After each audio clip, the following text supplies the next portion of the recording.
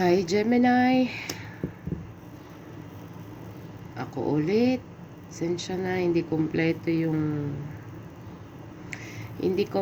yung zodiac sign na in-upload ko lately.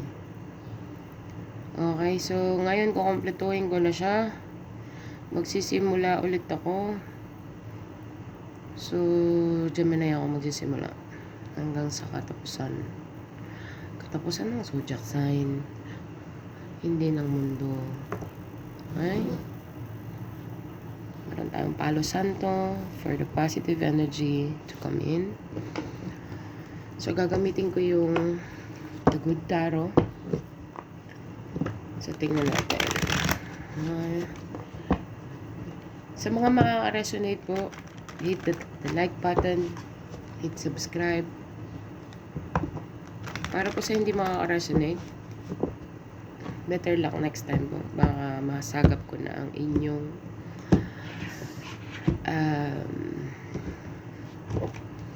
energy, okay? 3 cards please for my Gemini Collective. Gemini Collective.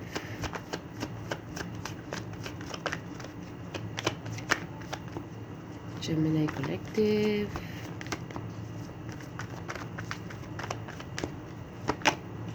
Ooh, the Ace of Earth.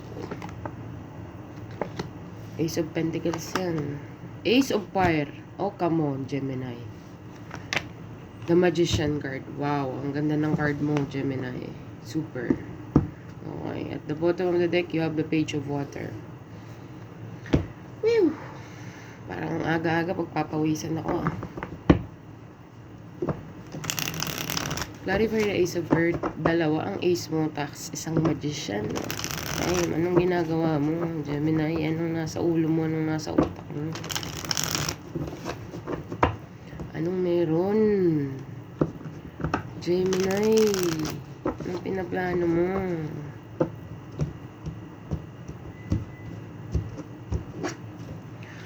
Clarify the Ace of Earth for my Gemini.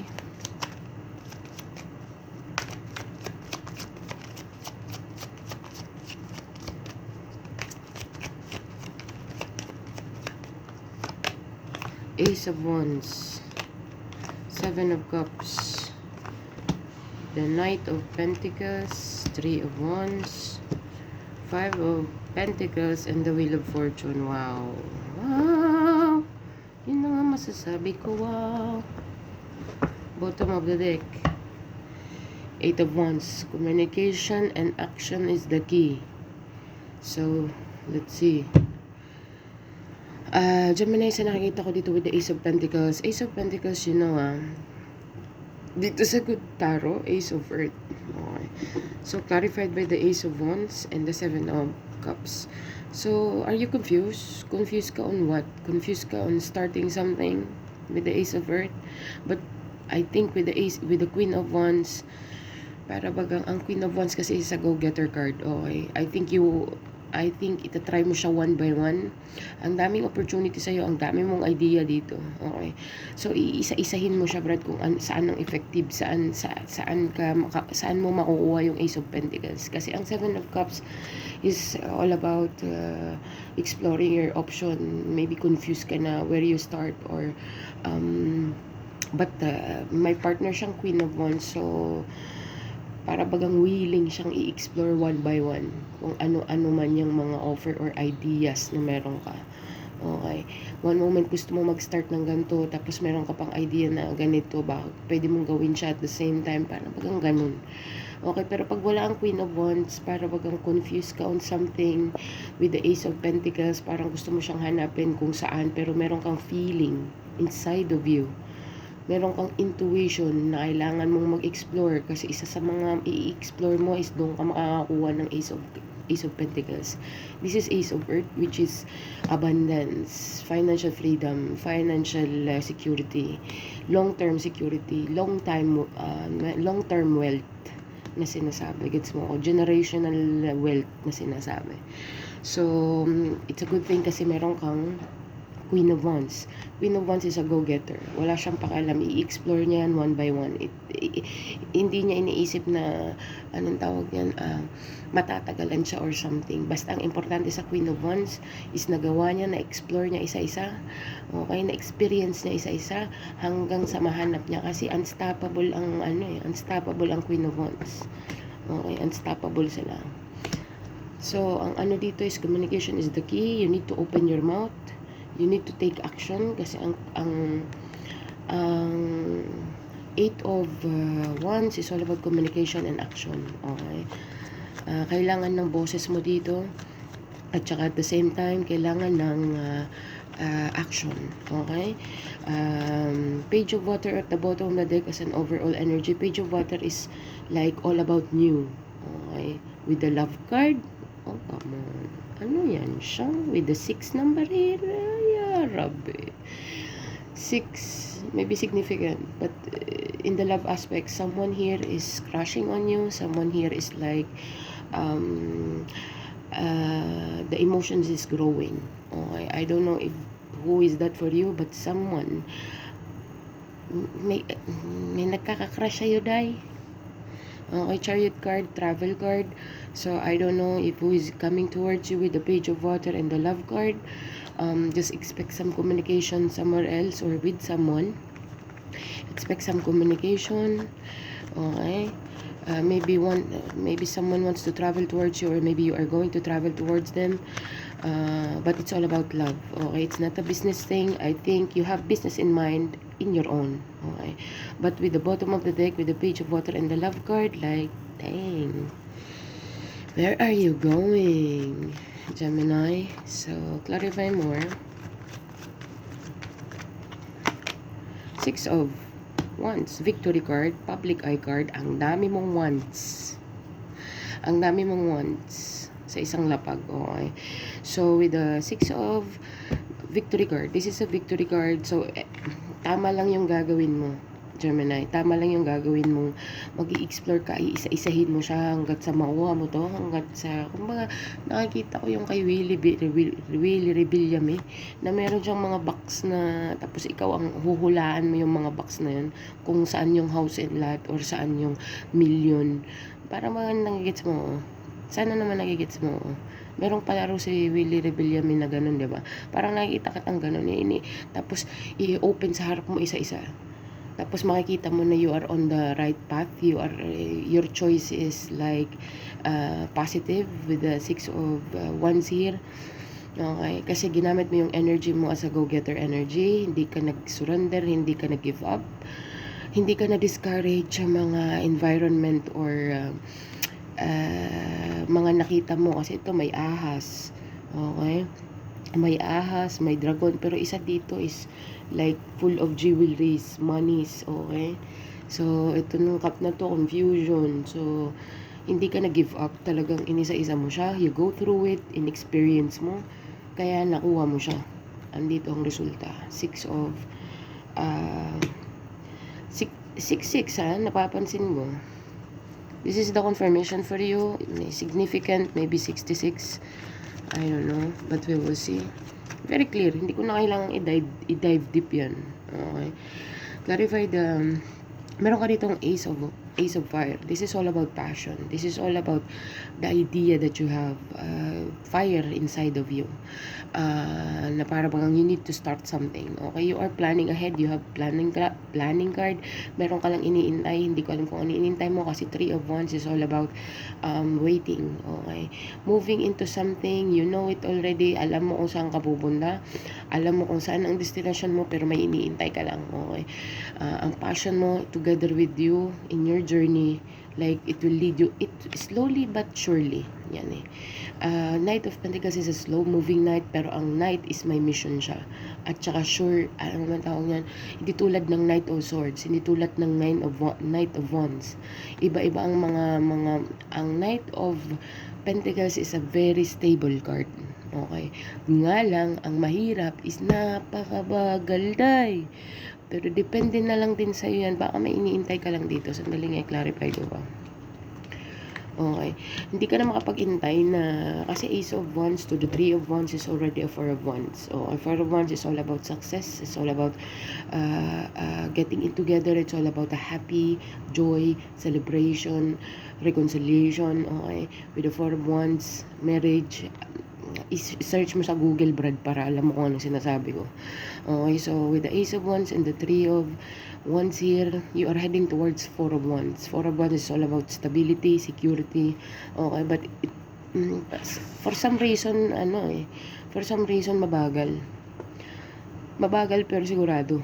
Okay. Clarify more. Titingnan ko, ano ba?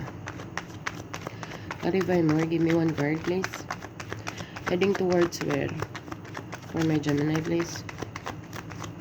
Ganda ng card mo, Brad. Magandang simula to sa pagising sa umaga. The Sun Guard. Sun Guard, my God. The Ace of Wands again at the bottom of the deck. Like, what in the world? Gemini, what are you up to? Pasali naman ako. Sali mo naman ako. Sun Guard is a very positive card and you know that. Kung nanonood ka na ng tarot, okay? Alam mo na ang mga ng taro. Okay, Gemini, for some of you, you are heading towards your happiness. May iniintay ka lang na mag-take place. Okay, parang napabagalan ka sa proseso, but don't worry because it will happen anyway. Ang Knight of Pentacles is nakaplano ahead 10 years. Nakaplano yan. Mabagal nga lang pero surely, sure ball. Gets mo, Gemini. It's very beautiful. Together with the Magician card, you are feeling drained here with the Five of Pentacles because Five of Pentacles is just like financially drained. But with the Magician card in the Wheel, it will change. Parang ang bilis mong makakuha, ang bilis mong makarecover. Okay. Magician card, it's all about manifesting something. Okay, manifesting something big. Okay, because we have number 1 here. If the Magician and the Wheel of Fortune together, this is destined to happen. For some of you, hindi mo nga ini-expect kung saan manggagaling eh. But there is a sudden wealth, okay, sudden windfall, sudden breakthrough. Breakthrough ang card na to. Okay. Maybe for now, you are feeling like you are with the Five of Pentacles, na meron kang ano dito, out of resources. Parang with the Five of Pentacles, draining. Pa-drain siya, pa-drain with the Five of Pentacles. But, the good thing is, meron kang Wheel of Fortune at saka Magician. Okay? Parang it will turn 360. Your finances, ang sa feeling mo ngayon, para bagang wala ka ng wala ka ng, kumbaga sa buhok, paupaw na. Kumbaga sa buhok, parang palagas na. Yun ang naririnig ko dito with the Five of Pentacles in the upright. Tell me more about this Magician, please. But with the Wheel of Fortune, it will change. Meron kang sudden wealth dito, sudden breakthrough. Kahit ikaw masyashock ka. Okay. So, para bagang yung tawag yun. Kumbaga yung balde na puno. Kumbaga, alam mo nang wala na, parang siguro isang dangkal na lang ang natitira dun sa drum. Tapos all of the sudden natulog ka, pagising mo puno ulit. Damn. Anyari. Okay, Death card. Scorpio card. Death card, it will transform overnight. Damn. Ano ka? Nanalo ka sa loto? Magtaya ka kaya? Damn it. Gemini. Empress card at the bottom of the deck. You got, damn, hindi ko alam kung anong meron ka, Brad. Sali mo naman ako. Kahit trabahante lang. Damn it. It will transform overnight, as I said, with the Death card, a big transformation. Itong tatlong to, pag kinumbine mo to, okay, Diyos ko Lord, with the Five of Pentacles, akala mo, paubos ka na, wala nang resources. May kasunod pa, day. May refill na sinasabi. Okay. Hindi mo man alam yan, hindi ka man aware, but it will come. The universe will give it to you. Just do good things. Okay. Karma mo to, bre, with the Wheel of Fortune. It's your karma, nakapangalan sa'yo yan, hindi pwedeng mapunta sa iba yan. Walang cheque na nakapangalan sa'yo na iba ang magkiklaim. Gets mo, galing naman, Gemini, with the Empress card. You are your own power, full package ka. You are capable on doing something, multiplying something based on your experience. Dami mong experience, Brad, with the Empress card. Okay, titingalain ka ng karamihan dito with the six of wands. Okay, yung strategy mo is a very very pure, very very out of this world na sinasabi. You got all the tools with the Magician card and the Empress. Lahat ng tools na sa'yo. So, bahala kung paano mo gamitin yan, saan mo gagamitin. Meron kang knowledge, meron kang wisdom. Ito, Magician at Empress card, pag kinumbine mo yan, dang, mapapanganga ka talaga. Give me 3 cards for the advice. Adjustment is required. Kailangan mo mag-adjust. Hindi ko alam kung anong kailangan mong i-adjust. Environment mo, inner self mo, sarili mo, mga taong nakapalibot sa'yo. I don't know. Be bold and make the first move. You need to move. Okay? Kailangan mong gumalaw. Hindi puro thoughts lang.